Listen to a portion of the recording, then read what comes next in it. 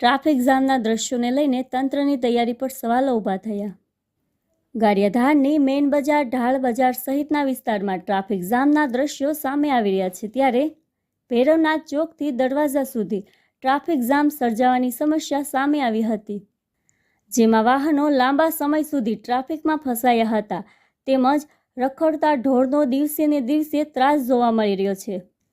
GRD, ટીઆરબીના point હોવા છતાં કોઈ પણ હાજર રહેતું નથી। જવાબદાર તંત્ર સામે સવાલો ઊભા થઈ રહ્યા છે। Reporter Ashwin Kansagara, AMP news, India.